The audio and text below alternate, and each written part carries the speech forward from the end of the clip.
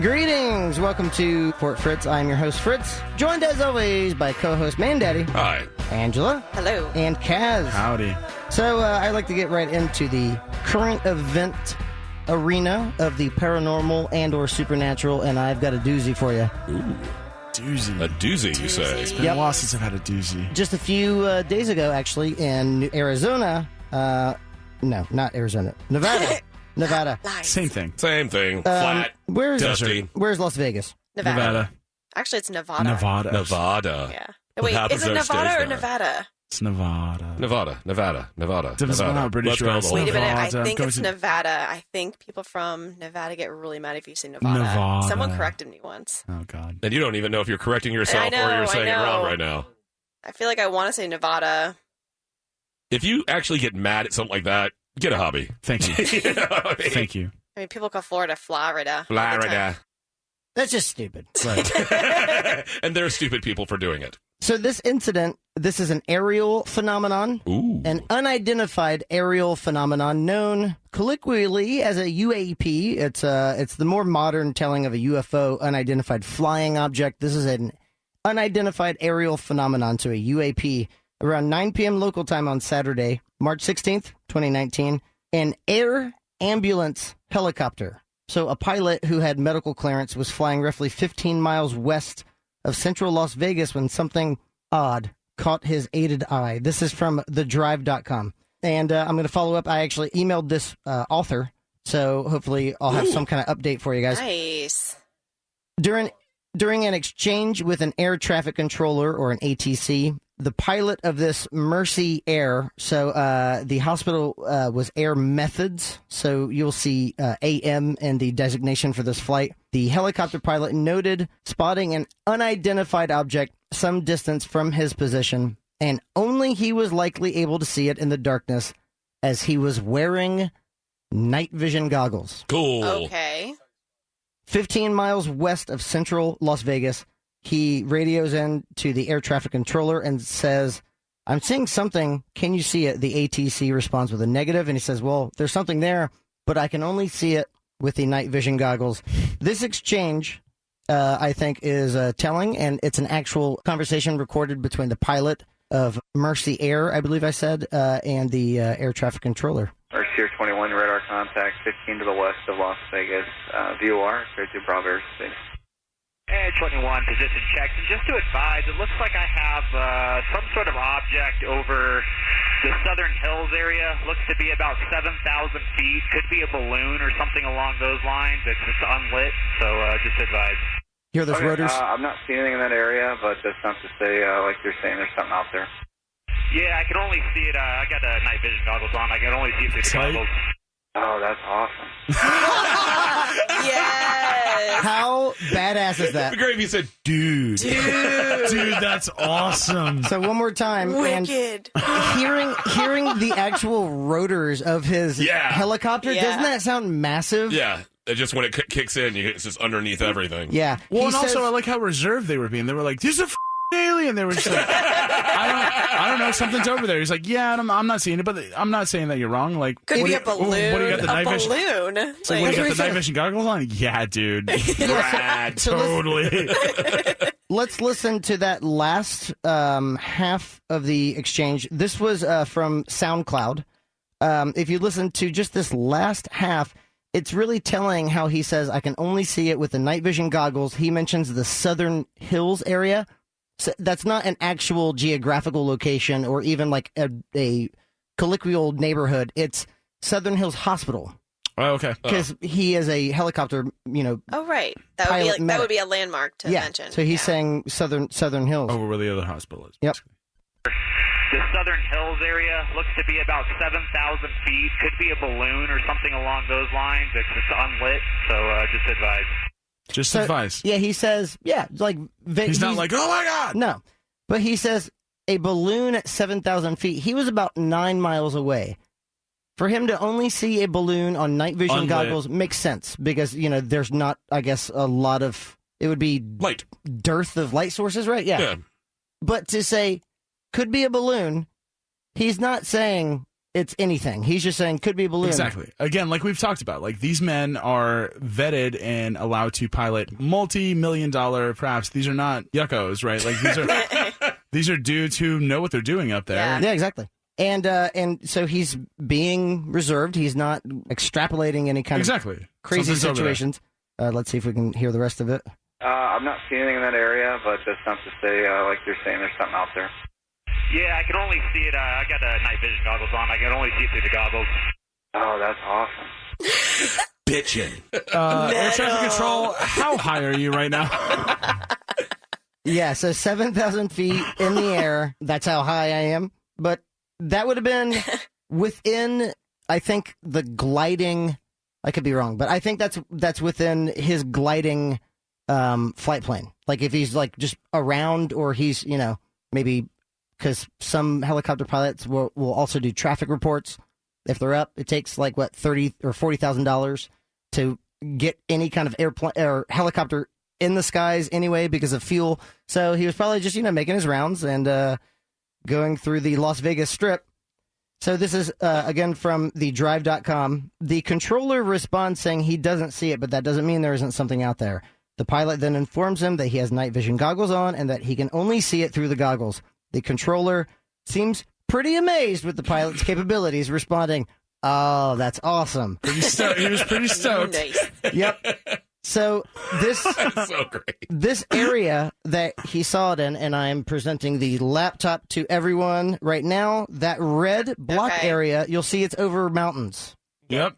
Yes, it is. It's not really close to central Las Vegas. It's out and about. Off to the, So for him to be 9 miles away, and they do some sleuthing, which, again, Tyler, my dog from the drive.com. Shout out, Tyler. Where you at? We ran back tracking data, Flight Radar 24, had during the time of the radio exchange, and we couldn't find anything unusual in the area where the pilot saw the object. He then later gives an update. There was a bit of confusion about the time indexing between the flight data and the audio clip, and our friend figured it out. It was UTC. We were a day behind, so the data we wanted to see was on the 17th and not the 16th of March. So when they re-pulled it, they saw that it was actually a little bit closer to that area. You see it over there? Mm-hmm. It would have been 9 miles away. So if he saw something 9 miles away at 7,000 feet, he would have seen this object at eye level. For him to have only seen this with night vision goggles doesn't necessarily mean anything. The drive.com ends it. We finally talked to the Mercy Air Operations, where the helicopter was flying in and out of. They informed us that Air Methods headquarters has told them not to provide comment or access to the pilot who was talking on the radio and spotted this object. They told us Air Methods wants any inquiries sent to their headquarters. The problem, from Tyler of the drive.com, is that I had reached out to them and have heard nothing back in well over 24 hours. I will keep trying to contact them directly, but at this point, it looks as if they are actively trying to avoid discussing the event with us. Whoa. That's a cover-up. Dramatic. But... Thank you. Yes. But thoughts? Tyler, well, interesting, right? First of all, Tyler, keep it going. Keep the faith. You know what I mean? Try. Never give up. But never give up. Never surrender. Again, like we talked about, these are sharp men that are in the air traffic control towers and piloting these crafts, right? Yeah. Like these are not weirdos like off the street. Like these men Loonies. are trained and know what they're doing up there. And if the reason he even mentioned it was this is something unusual. Air traffic control advice. And the guy was like, "Whoa. Rad. Do you got the night vision goggles on, bro?" That was a great audio moment too, because I don't think, to me, that doesn't sound scripted or staged. No. Nothing about that was overblown or anything. It was very and it wouldn't be that impressive if they weren't trying to cover it up.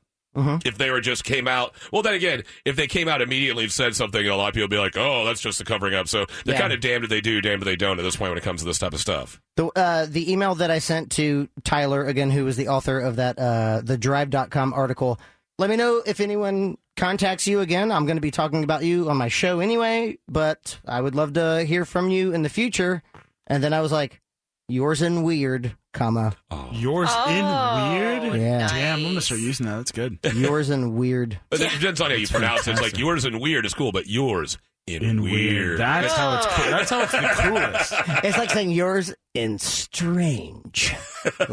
So, Yeah, strange is a little worse. yeah. I just thought it was neat. That is wonderful. What you That's got cool. first? No, I like that. I like that kind Okay. of practical, like, exposure to kind of unexplained, right? Like, it's not like, With the amount of cameras. there's aliens. It was like a dude like, hey, it's not supposed to be there. Also, can Yeah. we discredit this helicopter pilot? No. You would be insane to try to. Yeah. Yeah, He's a helicopter pilot for a hospital. Exactly. Yeah, you should have his stuff on tight. Yeah. But I mean, with the amount of cameras, I mean, everyone's got a high-def camera in their pocket. We've got to start seeing some good footage at some My camera point. sucks. There has to be something, coming.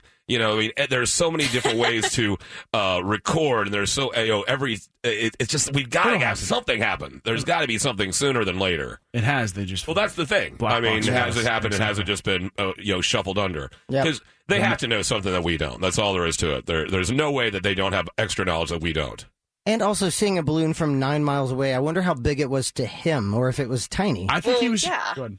I almost wonder if he was just saying that just to be like, I don't want to sound insane. Exactly. I feel like he was understating it. It must be just a balloon. Never mind. Yeah. Didn't want to kind of make a bigger deal. Plus, being in that area, people say they see things all the time Right. in that area of the country. No, Just a balloon. It's a just balloon.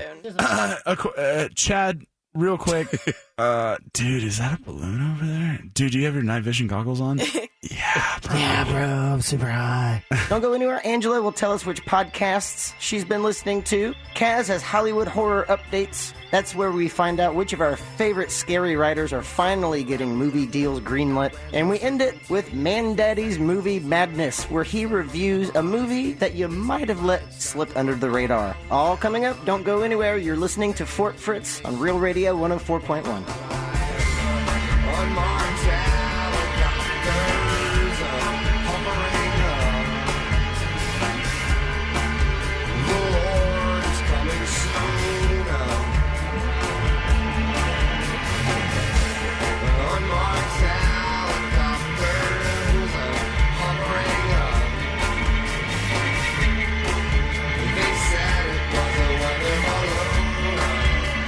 Fort Fritz on Real Radio 104.1.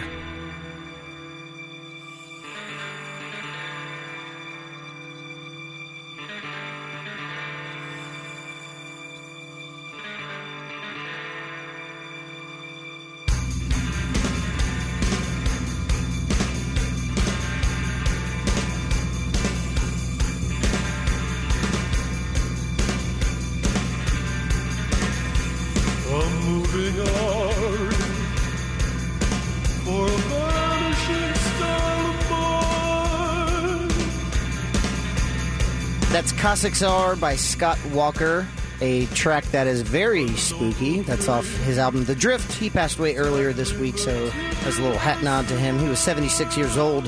Hello, welcome to Fort Fritz. I am your host, Fritz. Of course, I am joined by Man Daddy Hi. and Kaz. Hello. And Angela. Hello. You can always try to stalk us down on social media and the internet. It makes it really easy I don't want to do anyone so. to Stalk us Yeah. down. Stalk him, Don't not stalk us. us. Enjoy our content, but be cool. Yeah, you can listen. Don't come over to my house. That's all I ask. Just say hi in public. Go over to Fritz's house. No, you don't have to do Don't that go either. to Fritz's anyone's house. Only if invited, because I've seen Let Me In, and I do not like that. I don't like the concept the of right me. one in? Only let the right one in. let the right one in. Me In was the American one, right? Yeah, that's so lame that they did that. The title "Let the Right One In" says something more about the vampire lore. Just please let me in is just a lame version of it. We're on Twitter at Fort Fritz MCT. We're on Instagram at Fort Fritz. We're all over. However you want to Just listen to Google. the show, Google us. please listen to it and continue to do so. Also, and share it. the iHeartRadio app. You can download it right now yeah. and There you search Fort Fritz. So, Angela, you've been checking out a podcast. Yep, I've been cheating on everybody. Sorry. Okay. Yep. Rude. Well, What? I was a little late to the game, but I started listening to Serial, Okay. Serial, from NPR, This American Life. Mm-hmm. And the first season is, I think it was in 2014, and it was about the case of Adnan Syed. And he was a 17-year-old football star, straight-A student. Everybody liked him, super nice. He had been dating this girl, Heyman Lee, I think they're both in the same grade together. She was also, I think they're both part of the same magnet program. They were together for a while and they broke up. It was like they couldn't tell their families that they were dating. They grew up in families that they weren't allowed to date in high school. Also, this was 1999, I think, in Baltimore. So that's a long time ago. Yes. I think there was like a reference to that Casey and JoJo song, All My Life. Do you remember that song? Yeah. Yeah. Sing it, baby boy. Yes. That's it. Okay. So we're talking about that era.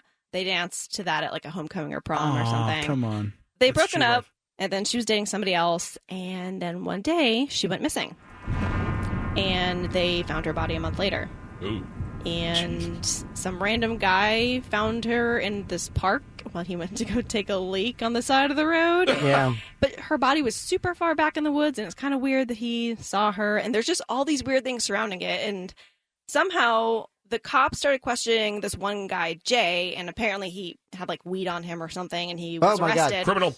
Somewhere along the storyline, because I don't want to give too much of the details away. This guy, Jay, basically blamed or was told to blame this guy, Adnan Syed, who had been her boyfriend. Because, of course, a lot of murders are done by a boyfriend or husband or someone close to somebody. Was this the ex-boyfriend at the time? He was technically an ex-boyfriend, yeah.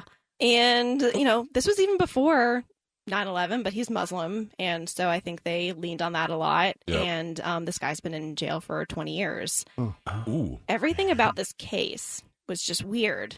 So Sarah Koenig from This American Life did a podcast in 2014. So that was like 15 years later after the case. And this guy's still in jail. But it opened up so many things that HBO, 2 years later, well, it's actually been 5 years, but he actually applied for an appeal because all this new information came out and they were like, okay, let's look back into this case. Yeah, get off your ass and investigate. Yeah, like now all these other people started looking into things, like people who were just attorneys that were just curious about this case, just started looking into things on their own, starting blogs.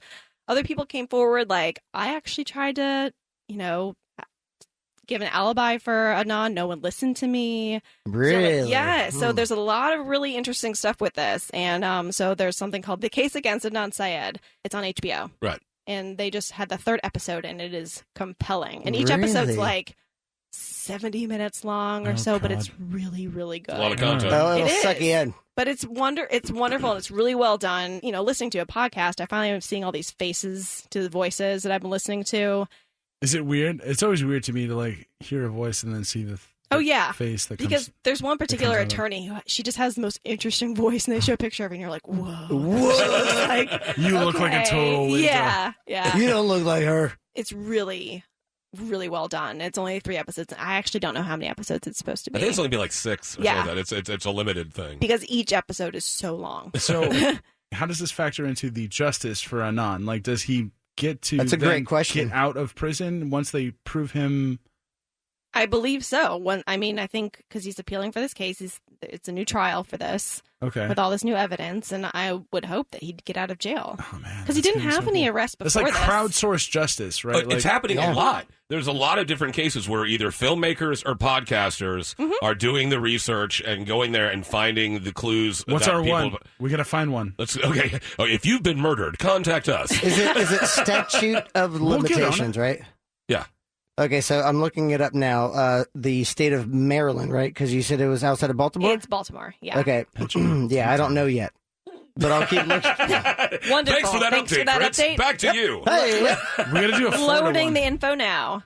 Actually, something you mentioned, Mandaddy Up and Vanished is another podcast I've been listening to. Yes. And that one was based in Georgia, in Ocella, and I think it happened in 2005. Really small town in Ocella, like about an hour away from Tifton, if anyone knows where that is. Tifton. Tifton, one of my faves. Think Tifton. Actually, if you're driving through 75 up to Atlanta from Florida, when you're getting close to Tifton, all you see are signs, think Tifton. Think Tifton. And you're like, what is in Tifton? I can't stop thinking Tifton. Think Tifton. In town. You start bleeding from the eyes. You drive right off the cliff. It's like the last dying word you have. Tifton. I thought about it. Got another. Rosebud. No, wait, no. Tifton. A filmmaker named Payne Lindsay in Atlanta. Payne. Payne Lindsay. It's a dude. It's a dude. Yep. Points. That's points. Well done. He was going to do a documentary, but he also wanted to supplement it with a podcast, and he ended up mostly sticking with the podcast because of the success of it. Yeah. He's from Atlanta, and his grandmother actually lives like in Tifton or near Tifton, which is not actually where it happened. It's in Ocella, which is a very small town. Everybody knows everybody. Like if you're new in there, people know who you are. Yeah, that old cliche. Georgia. This girl named Tara Grinstead was a 32-year-old or 30-year-old teacher. She was like a former beauty queen. She still helped with beauty pageants. She was a teacher, I think, at the local high school. She had like gone to a beauty pageant, helped out with that, went to a barbecue, went home. It was a Saturday night. She didn't show up at school on Monday. Everyone thought that was weird. She was a very responsible person. It wouldn't have been like her to not show up.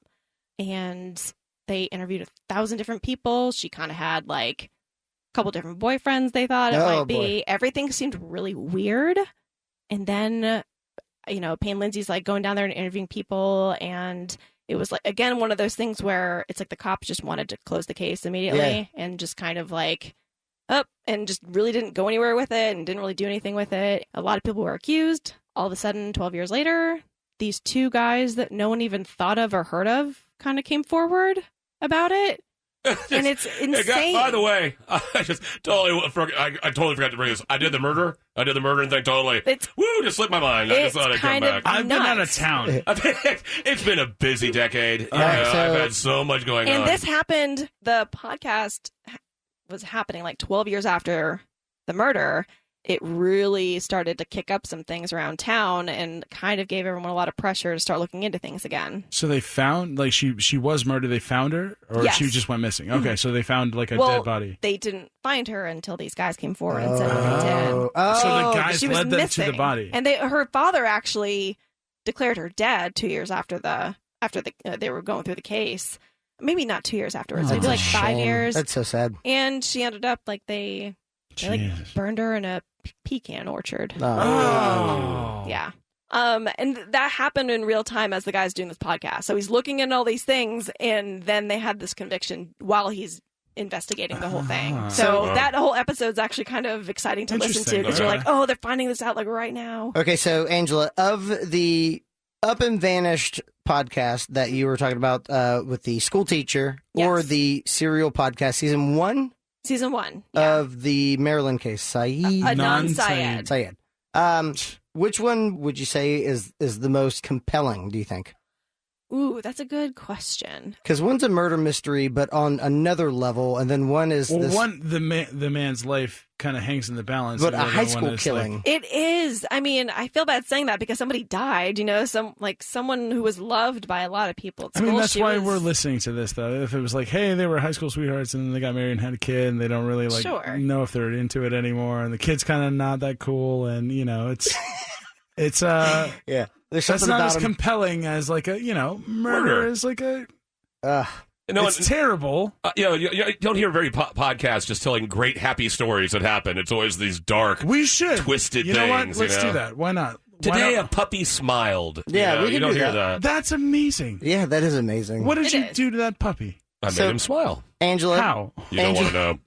See? As Kaz and Mandaddy are talking about puppy stories, which one do you find, as of right now, the one that you want to go back to? I think Serial is really well produced. It's NPR. It's This American Life. Everything about it's smooth. The transitions are great.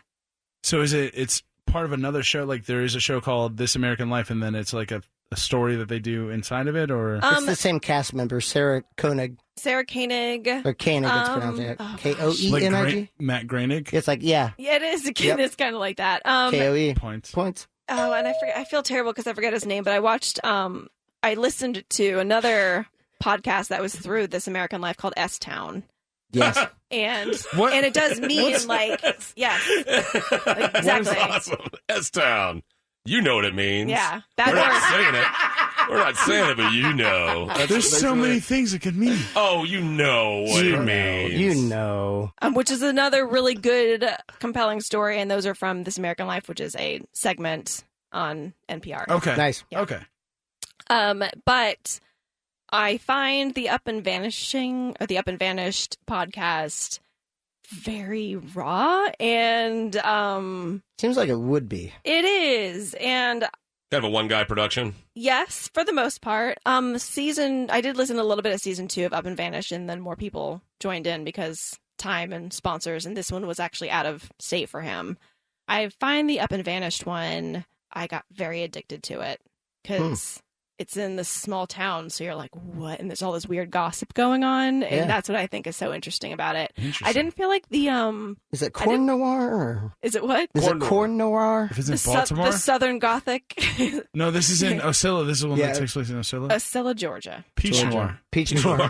Peach Noir, yes. I love how Kaz always answers these. No, that's Peach Noir. Peach. As you were, Angela? I'm a student of the noirs.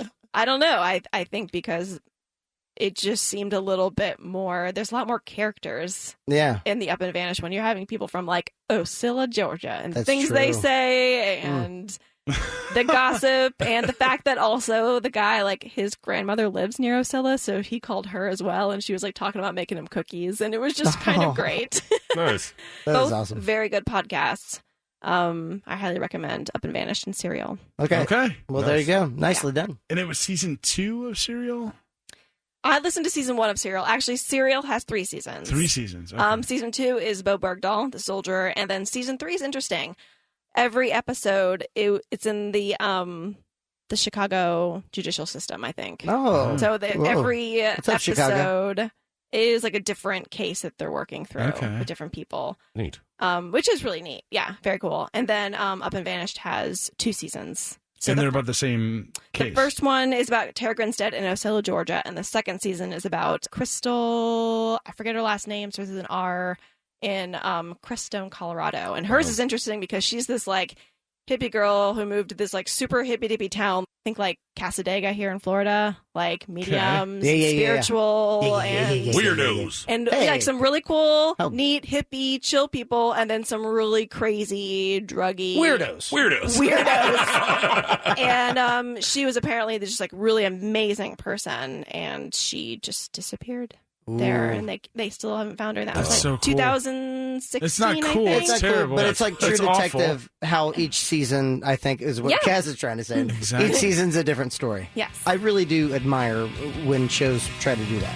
It would be unwise of you to leave this channel. Coming up, we have Kaz, who will tell us which of your favorite authors have been greenlit, which projects will be made into Hollywood movies, and Mandaddy has his Mandaddy's Movie Madness, where he will review a movie that you might have slept on. All coming up. You're listening to Fort Fritz on Real Radio 104.1. For corpses, dusted for prints, pried up the floorboards, pieces of planes, and black box recorders don't lie. Preoccupied with these sick senses that sense DNA on barbed wire fences. Maybe someday I'll find me a suspect that has no alibi.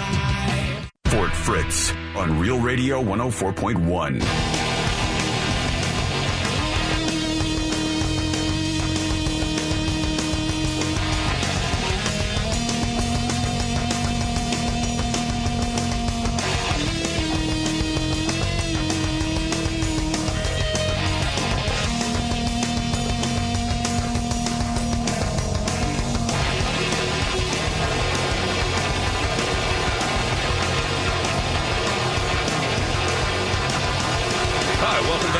Fort Fritz. I am your co-host, Mandaddy. Over there, we got Fritz. Hi. Over there, we got Angela. Hello. Over there, we got Kaz. We just heard a bunch of crazy stuff about some podcasts that all have to do with the murdering and the disappearing. Who listens to podcasts? I know. Who would ever listen to that? By the way, you're listening to Fort Fritz. Check out our podcast on YouTube, Stitcher, and all the other places.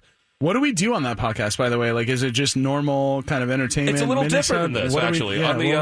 On the Fort Fritz podcast, we do a little bit more of the theater of the mind sort of thing. So you got your sound effects, and we're in different locales, and sometimes we go into the future, and we drink gravy water, and it's a lot of fun and a little different than your normal podcast. So check out the Fort Fritz podcast. You can see that on all the places on your iTunes, on your Stitcher, wherever you find podcasts. Just search for Fort Fritz. But right now, let's see what Kaz has to open your mind. I mean, it's just more like TV stuff. Okay, but anyway, thanks for listening to the show. Thanks, We'll be guys. back next week. So, Angela, quick, cat minute. Stall. Stretch! Oh, I got cat hour. I gotta get this. Not a problem. So, you guys have probably heard me talk about it. I am a fan of Neil Gaiman. It's Gaiman. I watched a It's video. Gaiman. Yeah, It's I did Gaiman. too, Neil yeah. Gaiman. Okay, well now Because- we're How big of a definitive. fan are you if you don't know how to say his name? I was I saying always this. read it. I was saying something about Neil Gaiman, and this person I was telling this to kept Gaiman. thinking I was saying Diamond. That happened to me. And then I watched this whole video, and Neil Gaiman actually says people make that mistake all the time. Gaiman, They really? hear Gaiman and they hear Diamond. Yes. Yeah. Yeah. Okay. Someone told me that because I was reading something. They're like, oh yeah, that was written by Neil Diamond. I'm like, he wrote this? Wow. What a range. I saw Stephen Kramer, attorney at law. We were talking about Neil Gaiman, and he goes, Gaiman. Gaiman. I'm pretty sure it's Gaiman. And I go, yeah. And he goes, yeah. And I go, all right, nice talking to you, Stephen. He hops in the Kramermobile and drives off into the sunset. So, Neil Gaiman, he wrote a book along with another English author named Terry Pratchett, who did Discworld. If you guys ever got into Discworld, very Love cool. Honestly, like really cool. So, I If got you're a flat earther, you'll like Discworld. Oh, fantastic! Why is that? Because There's multiple of those. yeah, in Discworld, the Earth is a flat disc that is on top of 4 giant elephants that are on top of a giant space turtle going through space. On top of a flat circle. Time is a flat. Rust Cole? Rustin Cole. Rustin. So, Point. he wrote a book with Terry Pratchett called Good Omens, which is a very dry British satirical, I guess you can apply the word satirical to that, take on the Antichrist myth or legend of the second coming of Christ, and then also the Antichrist on Earth, etc. Kind of almost like The Office, I guess, but applied to like heaven and hell. And Okay. So Satan looks at the camera all the time, just makes a goofy face, you know. Satan is definitely what's his name? Jim. Michael? It's Jim. It's Satan's Jim. Jim? Satan is Jim for sure in this. Satan's Okay. pulling a Halpert. Oh, yeah. So they these two, an angel and a demon, who have been tasked with kind of overseeing Earth, or this potential second coming, have been waiting so long for it to happen that they've developed kind of a almost contentious but yet friendly work relationship with each other. So they like meet up and talk about like what's going on. Kind of like wrestling. Yeah. Kind of like the dog and the coyote from the cartoons when they check in and check out, hi, Bob. Hi, Ralph. Kaz just gave me a, yeah. When I said And then I wrestling, scratched like the back of my neck. I'm like, yeah, sure. That's Like an exactly what I'm I don't- thinking. Just brow. like it. It's when DDP came out and like Was the demon? put the diamond cutter on Satan. I don't know. So anyway, it's very dry, very humorous, and also like a very good story. Like you're not expecting certain elements. There's like a witch character that gets involved that has these like prophecies, and they cut back to her timeline of like where she's coming up with these things, and it's very cool. Very like I said, very dry, very British humor, and like. And this is The Omen? It's called Good Omens. Good Omens? And they were going to make a movie. I think we talked about this earlier. It's going to be a movie with starring Robin Williams and Johnny Depp as the angel and the demon. And it was Johnny right. Depp. Uh, He's gone down a wrong path. Yeah. $5,000 worth of wine a week will do that to Ooh, you. It's bad. It's bad. I mean, Just give him a chance. When you're drinking Johnny Depp wine, though, that's like a bottle or two, right? Like, Yeah. that's not really I like guess. That's that. really cutting into his bracelet budget. So many bracelets. He keeps having to like bury 18 them. belts, 24 bracelets. He keeps having to bury all those. Looks like Jane Fonda and Steven Tyler. That's true. Damn, shots fired, Johnny Depp. You know what? Thank you. There we go. So the trailer, a series is being developed, is going to come out on Amazon Prime, and the trailer was recently released, and I'm a huge fan of the book. I've read it several times. The trailer looks a little hokey. I don't know if it's like kind of too overblown, similar to, so you know how they did Preacher? Like Preacher was something that like had a very kind of macabre sort of like edgy kind of thing to it, and then what ended up happening with the series, which it wasn't bad, but it was like a lot of special effects and a lot of like action scenes. Good Omens to me was more dialogue driven and more of kind of that, like I said, dry kind of humor, which in the trailer didn't really capture that, which is a trailer. Like you're not going to be able to do a lot of dialogue stuff. So maybe Handcuffs of time. David Tennant, Daniel Tennant, David Tennant, the Doctor Who, the Doctor Who guy. Yeah. I'm pretty Kilgrave. sure he's one of the Doctor Who guys. I've never. Yes. Okay. Oh yeah. So he's going to be. I believe he's going to be the quote unquote evil character in this, which, like I said, the roles kind of shift back and forth. So I'm interested to see how it's going to work out. The book is amazing. The book I stand by. The show I've yet to see, so I'll let you know once I get a chance to see it. But in addition to that, another one of my favorite book series, Dark Tower, Stephen King. What up, Stephen King? You ever want to come on the show? Sir King.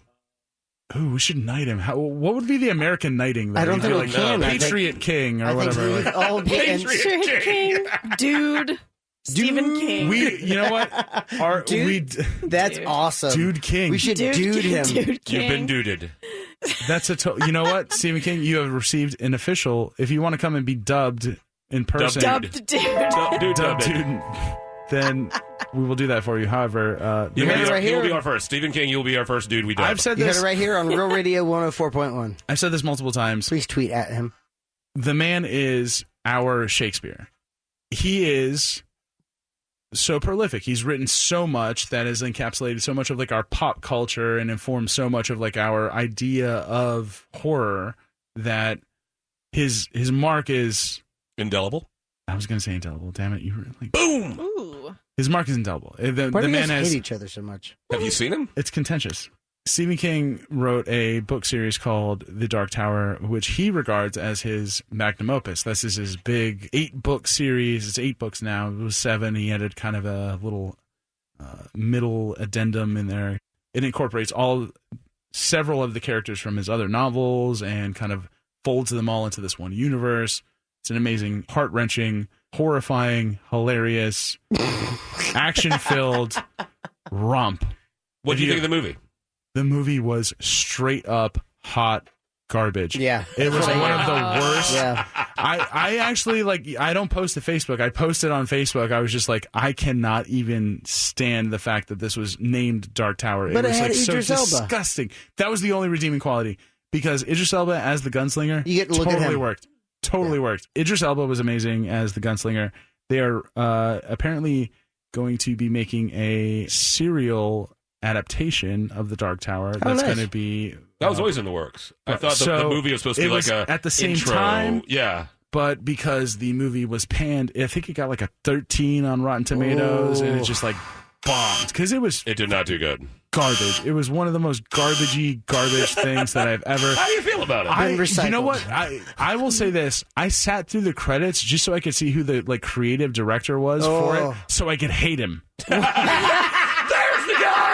So I could know his shame. Shame on you. And hate him. I appreciate that white hot rage. So anyway, they're going to make a serialized, episodic version of the Dark Tower, which to me makes way more sense. Like you need to do too much material. Exactly. It's huge. It's a huge book it spans multiple continents and ages and timelines. Is this a good... So to me, this is at least an attempt for them to redo the travesty that was that movie. Yeah. 8 books, 2 hours. Yeah, that's going to work. There was so much there, and there's 8 books into 2 hours is just way too much You content. could do an entire thing on why Roland is as grizzled and sad as he is, and then why the boy is as willing to leave his world or whatever as he is. Those two could be an entire movie, and they try to cram it into this 90-minute crap show. Laugh fest. It's a laugh fest. It honestly was it's a giggle fest. It was insulting. As someone who put so much time into reading those books and then watching that movie, I was just I sat through it because I'm not gonna let it beat me. But at the same time, I was just you're not gonna win this one, movie. It was straight up hot garbage. So hopefully they get What platform is the Dark Tower going to be on? Amazon Prime. Okay. Nice. Okay, cool. Okay. But now we got Good Omens. We got Dark Tower. There's some entertainment now. Miss Maisel is great. Oh, I've heard so many People good have been things. talking so much about Miss Maisel. I You're know. gonna love it. Everyone's been talking about Miss Maisel. We got to check that out. Yeah. What do you got for us, man, daddy? Well, talking about movies, I like watching the movies. I like watching the Netflix. And something that was just dropped past weekend on Netflix that if you're a rocker, if you're a metalhead in any way, you got to watch, and that's The Dirt, the Motley Crue story, the Motley Crue biopic that is now on Netflix, based on their the book that Nikki Sixx wrote called The Dirt. And first thing to say is don't watch it with your kids. Oh, I had a few people on like Facebook go, I started watching this with my kids. It's a movie about Motley Crue. Why would you do that? Okay, why would you watch this about don't this is not for kids? Because within the first 6 minutes, something happens that you don't see in most movies. I've heard. Yeah, first 6 minutes out the gate, you're like, okay, this is special. I thought they did a good job of the casting. Originally, when I first saw all the trailers, I was like, that does not look like them. It just seems. But as the movie goes on, when you watch the movie, they actually did a really good job. It's cheesy and glossy in a way, but it kind of has to be, because they're just dirty scumbags. Yeah. They're just really. Yeah. I mean, when you look at it, all you can say is, wow, these are horrible people. Like, absolutely, except for Mick. Mick's a solid guy. Well, he's a little crazy in the head. He's got of course, the whole because of what he's got going on. Yeah. They were enabled, though. That's what I keep thinking. Oh, of course, every rock star. Yeah, everybody's like, that's why you become terrible. a rock star, to become enabled by the world. No consequences. Yeah. None. When they're just like, these people are terrible people. It's like, what about the people who were like supporting this thing they were going along with this? Like, they're just all horrible people. And like you said, they are just enabled, and that is why most people become a rock star, is because you want to be enabled by the world to do whatever you want and have everything catered to your whim, which it was. And it's a fun movie. It does have some deep, depressing parts, because they did have some of the things that happened to Vince Neil are just horrible. Some of the things that Nikki went through, they all have their own horrible things. Yeah, Nikki Sixx died. Yeah. that's Vince Neil, I think, killed people with his car. I think he killed one person. Homicide. And it's all dealt with in the movie, and done pretty well, especially because there's some stuff that goes on later on with Vince Neil that is just very heart wrenching. Yeah. That's even worse than the car wreck. I don't want to give anything away if you don't know the story. But once again, the casting, Machine Gun Kelly does a really good job as Tommy Lee. Yeah. He does Okay, wait. So this is not a documentary. Yeah. This is like a dramatization. Yeah, it's a biopic. Yeah, it's a dramatization. It's not a documentary. Machine Gun Kelly plays Tommy Lee and does a great job. That's awesome. Good for him. And it's just, misogynistic as the day is long. And they really tone down the misogyny, just because in the current, climate. Yeah. Because when you read the book, it's just horrible. They just, anything that moves, basically, was their rule. Yep. If it moves, they're doing it. And raccoons. You name it. You name it. They come to my house and the fish stop moving. You named it. Trout. Raccoon and trout. Like, I mean, in the book, like I said, that's even worse. Like, they don't go into the one thing, the famous contest where I can't remember which members, they wanted to see how long they could go without bathing and still get laid. Wow. And they went like months, like 2-3 months, like no bathing, playing shows every night, no bathing. And so we're talking rank, man. That's just got to be next level rank. And there's leather pants. Oh my God. The bus had to just smell like just giant monster butt. The entire bus, just monster butt from front to back. But it's just if you're a fan of rock and metal, you just got to see it. You just got to see it. Grew up, actually the very first quote unquote band I was ever in when I was playing bass, we played Livewire. I love the first Motley Crue album. I love Shout the Devil. There's like 2 good songs on Theater of the Pain, and the rest I'm not a fan of. Yeah, and they're both cover songs. Well, yeah, one is a cover song. And I'm so tired of Home Sweet Home. I was tired of that song when it came out when I was in high school. That was the one I was thinking about. Tired of it now. But it's just, if you're into rock and roll and you like a good biopic, check out The Dirt, the Motley Crue story on Netflix. Don't watch it with your kids. Don't watch it with grandma. Just don't watch have it. Kids. I mean, I'm not saying you shouldn't. If you have kids now, if you have kids, I love your kids and they're precious. But don't have any more. We're done. So, Man Daddy, out of 7 Man Daddy beard pools, how would you give The Dirt? I'll give it between 0 to 7. Between 0 and 7, I'd give it around a 4.4 to 4.5 to a 5. 4.5 to a 5, around there. It's 3.4 to a 3.5. No, 4.5 to a 5. 4.5 to a 5. Okay. It's a lot of fun. It's not groundbreaking. That's above average. It's above average. It's going to be more of a 5 or a 6 for you if you're a Motley Crue fan or if you're a fan of 80s metal and 80s rock. Because when it goes back and shows the Sunset Strip scene and everything like that, and Ben Gazzari's and all that, it just takes you back to that time if you're an old school metalhead. What if you're a fan of feminism? you're not going to like this movie at all. So what was you're not going to like Motley Crue at all. You're not going to like most rock bands at all. What would be your rating from 0 to 7? Oh, for a feminist? Feminist man, daddy. Negative 82. There you go. Oh, man. There you go. And a lot of breastises. Lot of flying breastises in this movie. A lot of sex flying all over the place.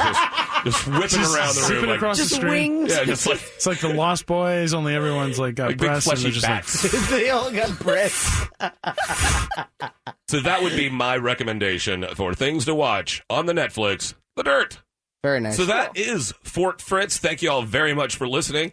Going to do a little wrap up. Thank you, Jack. Yeah, thank you, Jack. Yeah. Thank you for giving us our time here. This is our quick wrap up. Tell you, like I said, I think you should check out The Dirt if you're looking for new movies. For a little plug-all of myself, I do trivia first and third Mondays at Orlando Brewing at 7 o'clock. And I also do 90s trivia at Cheers Altamont on Thursday nights at 7 p.m. I have Moon Men from Mars. Check them out on Spotify. Also, Luscious Lisa. Check them out on Spotify. April 5th, 1994 was the 25th anniversary of Kurt Cobain's death. Wow. So if you haven't, check out the Nirvana catalog. Relive those moments. What you got? I'm doing a Fringe show at the Orlando International Fringe. It is Angela! 28th year. It's the longest running Fringe festival in America. That's crazy. Here in It's been Orlando. 20 years. I know. I'm doing a show called Does That Make Sense? By Dasa, and Fritz is helping us with music, so thank you very much. And that is in May at The Venue, which is on Virginia. And go support The Venue before it's gone. Yes, please. it's going to be gone in September. We're very sorry about that. Yeah. The Venue is a great place. Is that a thing? It's been my home theater since it opened in 2012. I've played there twice, for God's sake. I've danced there so many times. I did like my first monologue on that stage. Damn. Yeah, they've been really wonderful to me. They've become really good friends of mine. But anyway, I'm doing the last Fringe. It's going to be at The Venue. Our show, Does That Make Sense? Wow, historic. May 19th, May 23rd, and May 25th. Do not sleep on this. Go out, support The Venue, support The Fringe. Definitely do. Real quick, check out Sekiro: Shadows Die Twice, the new game that came out from Software. It's a Dark Souls, I've raved about Dark Souls. It looks awesome. Good. It looks really cool. They actually purchased the Tenchu license from the original, I think it was Activision. So if you ever played Tenchu back in the day, it's like a ninja-ish game, and then this game is very kind of dark ninja thing. There's a lot of dark themes. It's dark. It's a dark. Seems dark. Artistic. From what you're Are you saying it's dark? It's a dark thing. I'm feeling darkness. It's dark, but it's very cool, very engaging art style, and the story is fantastic. So check it out. Awesome. Well, that's checkout time. You got to get the heck out of here. Man, Daddy, can you please throw their bags at him? Get out of here. You don't have to go home, but you can't stay here. This is Fort Fritz. Listen to us on our podcast where we do the Theater of the Mind thing. We're on Stitcher, we're on YouTube, we're on Libsyn, we're on everywhere, every single platform you can find us. Just search for Fort Fritz. Thank you very much for listening. We have been Fort Fritz. If you would like more Fort Fritz, email Jack at realradio.com. Demand Fritz. Continue to send emails to Jack. Just on a minute-to-minute basis. Let him know what you're doing. Have it set up that just auto sends things to him. Until next time, pleasant dreams.